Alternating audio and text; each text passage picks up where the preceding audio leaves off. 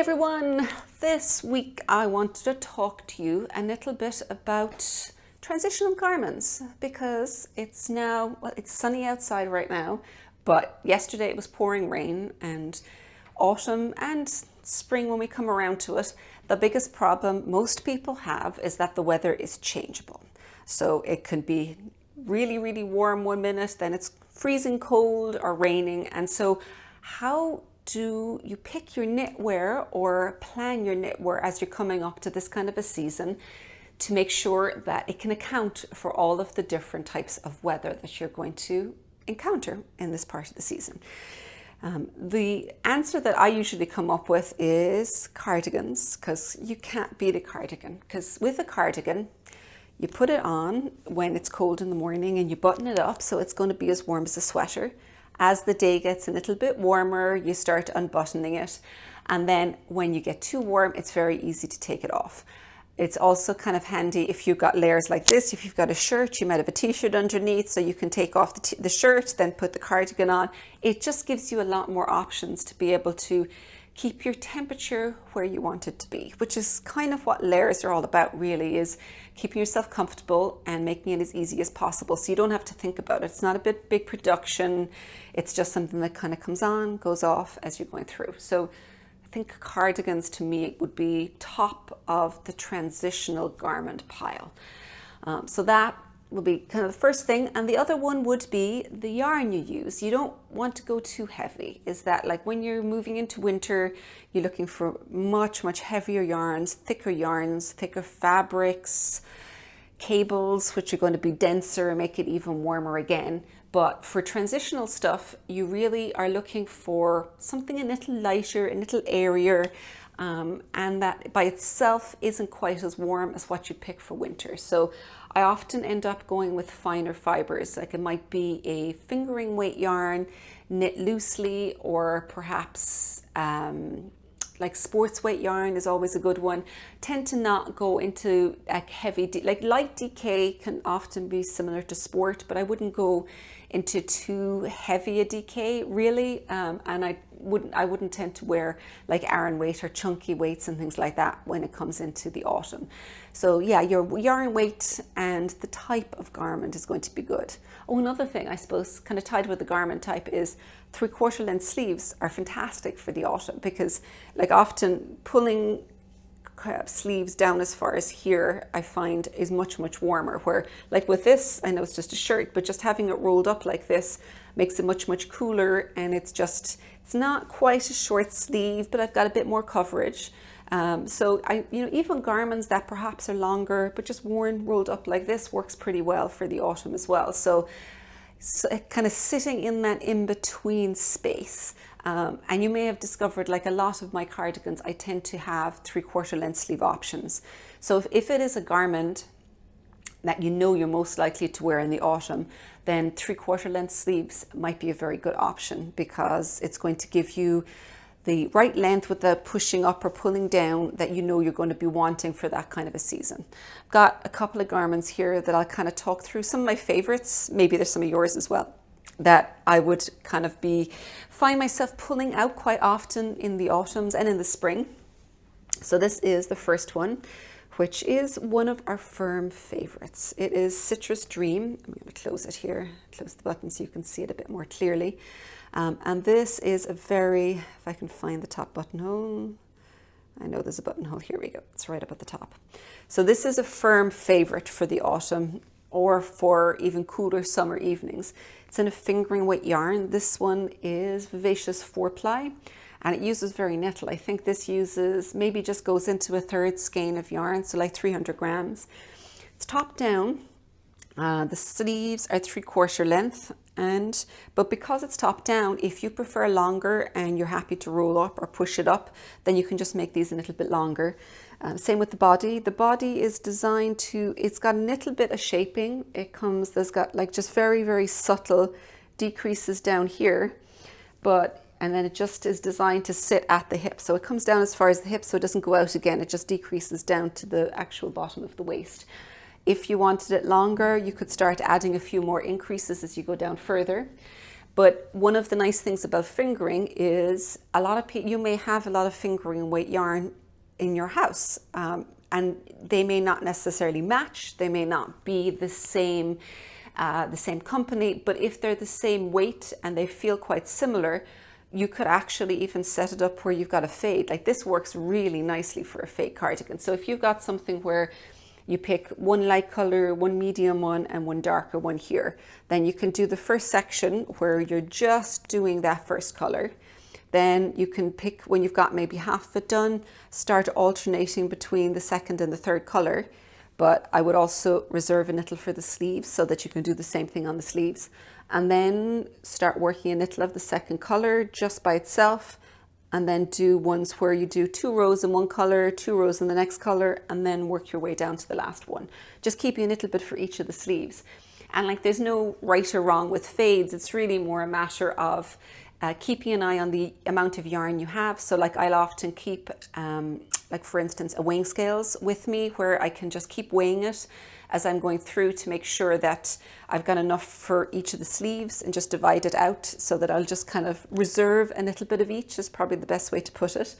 But because of the fact that this is a very plain top-down cardigan, it's kind of ideal for playing with colors with, because you can't go wrong really, to be honest with you. Once you like the colors together and you just do a nice job of blending it through, kind of the sky's the limit in terms of what you want to do with this. Like I know a lot of people with the with the Citrus Dream cardigan that have in fact knit several versions of it in different colors and things like that. And with this as well, you can probably see, because this is a hand-dyed yarn with quite a bit of variations, even without doing a fade, you still have to do a lot of alternating between skeins as you go down. So this is a very good one for in between.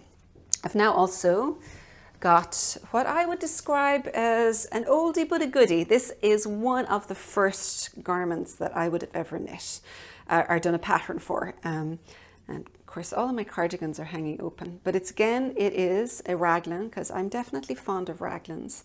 The buttons on this and the sample are a little small for the buttonholes, so they tend to pop open.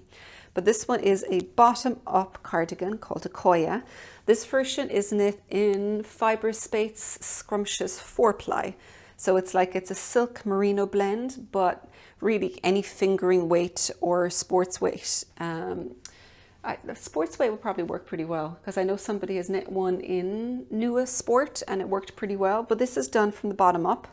Starts with ribbing, and then you've got a little bit of cable here, just alternating through each of the sections here, and you've got some lace in between each of those. So kind of very delicate, small amount of patterning along here, and then the rest of this is in stockinette stitch.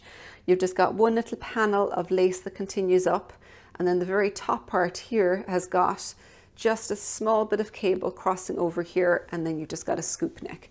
So it's done from the bottom up, and the sleeves got the same thing again. So this is one of my older patterns, and it is definitely something that would work very well for transitional, because it's lightweight. The sleeves are full length, so again, if you wanted those shorter, just don't knit it quite as long. But a great one for lighter weight yarns. This you may also recognize is Tabouli, and Tabouli was the one several years ago from Modern Daily Knitting. They had their March Mayhem, and this one won the March Mayhem. And it is a top-down cardigan done in Nua Sport. So again, because it's Nua Sport, it's going to have a lighter weight to it, good for in between seasons, I think, but then I'm biased, you know. But there's a fun construction with this, because this is, here I'm trying to close my buttons on it. This one starts with the middle of the saddle. So you start with a provisional cast on here, and you work the mainly reverse stockinette stitch, and you've got like this just very delicate kind of a cable lace going across here, and the same across here. And then you just finish across at this point and this point with just this panel. Then you pick up stitches and you're working down here with just a central panel and stockinette stitch. And on the front, you pick up on each side, and you've got just very slow increases of the cable lace across here. Now, if you're getting a little worried about the increases here, this is one where I've actually got several charts, and it is fully charted and written out for all of the different sizes along here. So it makes it very straightforward. You don't have to guess what stitch do I need to put in next. It's really very detailed, all of the charts in this. Then the front has it coming all the way down, straight down here. This pockets, always useful. And then it's A-line shaping with increases worked just in between those panels here. So it just opens out as you come down here. So that's something you can adjust as well as you go. If you prefer to have more of an A-line, less of an A-line, you can just either add or remove some of the stitches between those as you're going down. So that one is Tabouli, and that's a newest sport. My last, oh, there's a couple more here. This is 2 for the price of 1. So when you get, this is dark pearl, and this is the dark pearl, the original one, which is in a fingering weight, so very lightweight. And then this is dark pearl Nua, which is done in a sports weight. So the actual design of each of them is the same, but the gauge is different, so there's slight differences in the pattern.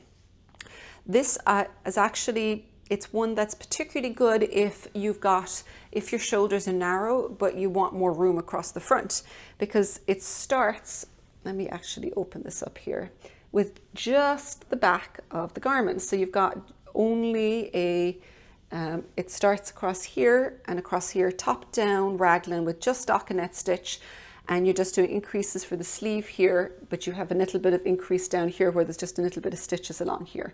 But there's nothing in the front when you start off with it. So you can make the back to fit your shoulders, to fit across your back, all of that can fit. It could fit exactly as it is. Then the front of it, when you come back to do this, you pick up stitches along here and you work the front panel from side to side. So that means if you want extra room across the front, you can actually work this a little bit wider as you go across. Now, as you're going across, let me hold this up here. Can you see this kind of swings up like this and looks a little odd when you hold it like that? But the reason for that is so that you can actually button it across here. So it buttons in, I was going to say in wrinkles, in folds, I should say, not wrinkles, in folds. So the front of it, it's allowed to drape down, and then you can button it so you get a series of folds going across the front here. If you add it a little wider, you can either keep going with the increases along the edge here, or you can start doing them a little more slowly so that you don't add anything extra to the depth here. But it's not very complicated the way it happens, because it's just increases up along the edge here, but it's just really the way it buttons, creates the fold, and it creates the drape across the front. So it's kind of fun, because even though, you know, you might be a bit intimidated by the lace across the front, it happens afterwards and you're not doing it in conjunction with the whole rest of the cardigan. It's totally independent, which I think makes it a little bit more straightforward. So I've got one more cardigan to share with you. Also, this is also a previous knit along, and this is Capall Dubh. And it was, the original was done in a sports weight yarn with Blue Moon fibres. You see it's a hand-dyed yarn, so again you had to kind of be careful alternating the skeins as you're working it.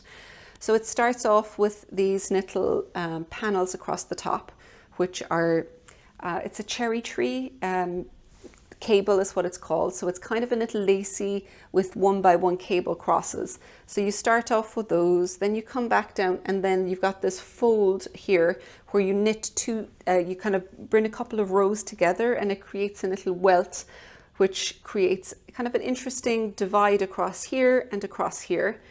And then at that point you work this part back down, and you've got a back panel of the actual stitch pattern, which I really enjoy the stitch pattern, and I wanted to find a way of adding more into it, is basically how this happened. So the back has got this interesting stitch pattern, but then to counteract that, we just kept the front very simple, and you can see there's a little bit of shaping in the front, so it comes in at the waist and it comes out. There is a tips page, so if you prefer straight down or if you prefer an A-line, I've got suggestions on how to do that. And then the sleeves are picked up and they're from the top down, and you can see the short row shaping to create the curve of the sleeve cap, and then it just comes straight down from that point. So again, you could change the length of the sleeves if you wanted, or leave them as is, but you can try it on as you're going. But that one is Capall Dubh, and it's sports weight yarn. So I think there's a nice mix of different cardigans in sports weight yarn, in fingering weight yarn, and ones that you can adjust either the body shape or the sleeve length and things like that, so that if you prefer something slightly different for one of the trans-seasonal times like we have now in autumn, it should work pretty well. So hopefully that'll give you some ideas to get kind of add to your autumn to knit list. We've got, for several of those, we would have kits in our website. Otherwise, you can just kind of jump in and see some of the yarn ideas in both the fingering weight and in the sports weight.